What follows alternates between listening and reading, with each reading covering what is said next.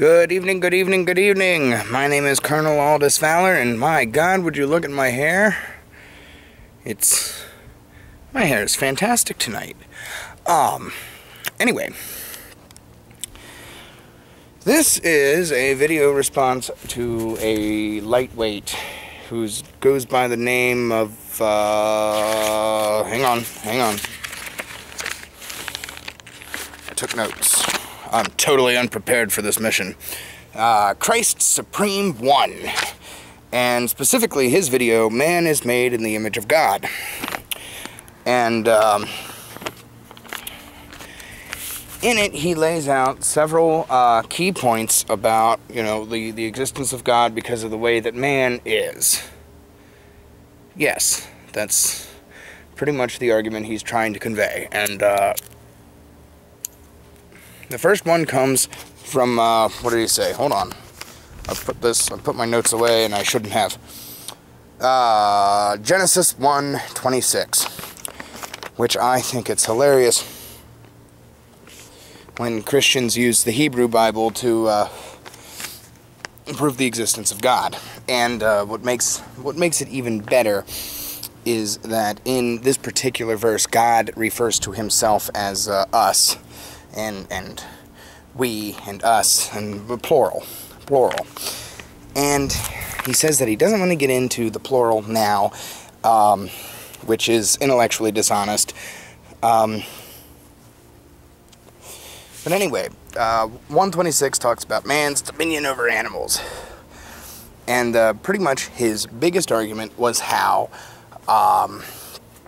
you don't see any zoos run by giraffes. And I find that extra special amusing.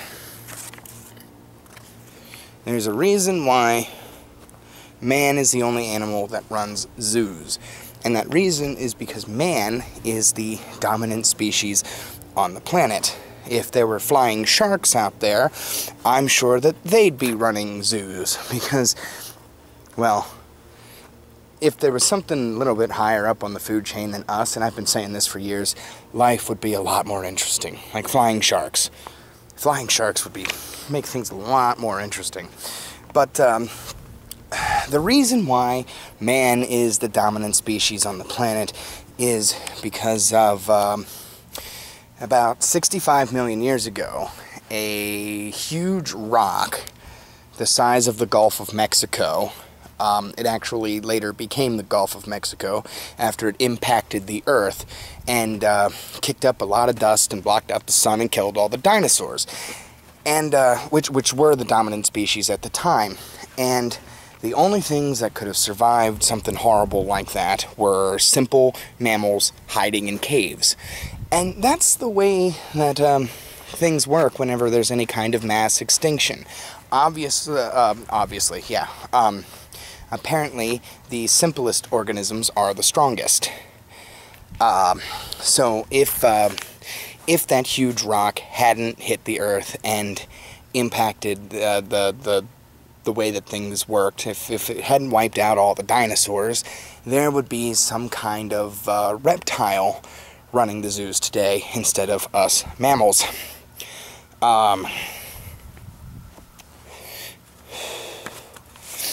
But that would just be silly, wouldn't it?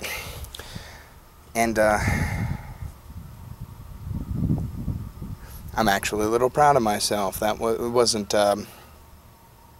very lucid, but it was a great counter argument. Because Adam was sent to name the animals, therefore we have dominion over these animals. And the funny thing about Adam was that God originally told Adam to fuck the animals. He did. But Adam was like, nah, I don't want to fuck any of these animals. I want to fuck a woman. Well, what's a woman? God said. And, well, I don't know. Maybe you take one of my ribs and do something about that. I don't know. I'd never really paid that much attention. But, it's like naming children. We can, like, he brought up in his video about how he's about to have a kid, and he gets to name that kid, and I'm sure it's going to be a stupid name. The next point that he brought up was about how the law of God is in our hearts. Funny thing about the law of God is that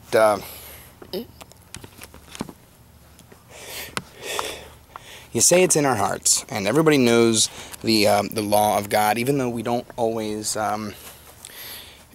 follow the law of God. We know it in our hearts. Let's take a look at the law of God.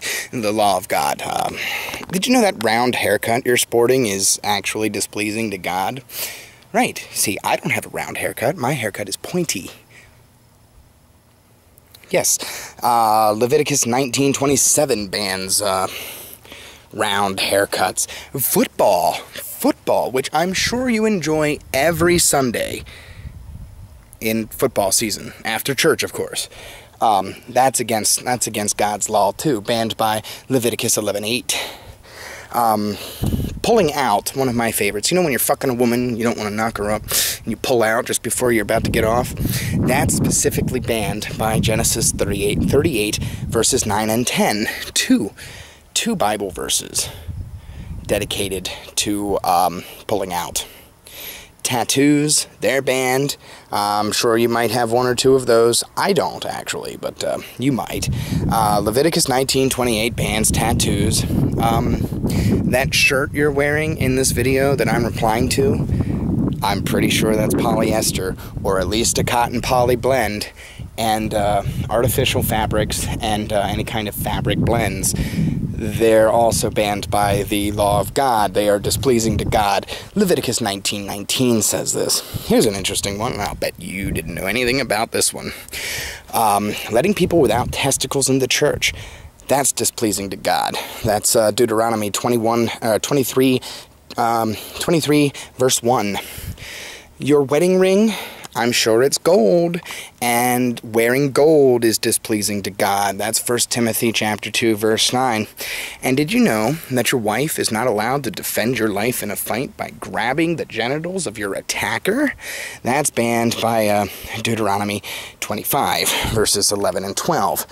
So these are laws that are supposed to be in our hearts, and I had to do a lot of research and digging to figure this shit out. At this point in his video, your video, I kind of stopped paying attention because it was a 12-minute video and that shit's kind of hard to hold my attention. But next you talk about love. And I'm not sure what that has to do with anything because, as I admit, I wasn't paying attention. But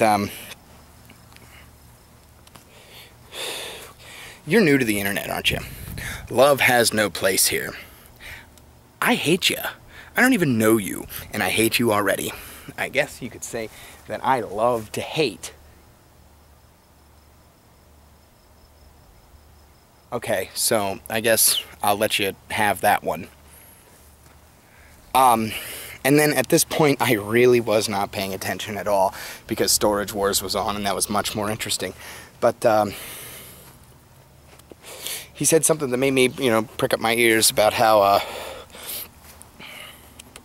about language, and how because we have language, God exists.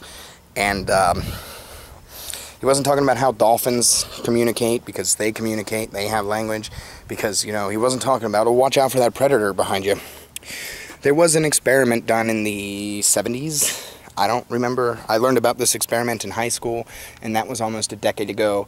And I'll be honest, there were a lot of drugs between then and now. But a bee scientist, took a bee out in a jar, out in the middle of a lake, and brought some flowers with him, and introduced the bee to the flowers. And then the bee flew home, and then that bee danced to all of his bee friends and told them, look, there's flowers out there, there's flowers here. And the bees were like, are you fucking retarded? There's no flowers out there. That's a lake. So, we have language, and that's great, but honestly, what is more powerful than the language of dance? I'm going to arrange a little welcoming party for you. I'm going to send some of my friends to your videos to say hello. And I think we're going to be best of buddies. And I'm terrible with endings. I just suck at endings. So, your mother.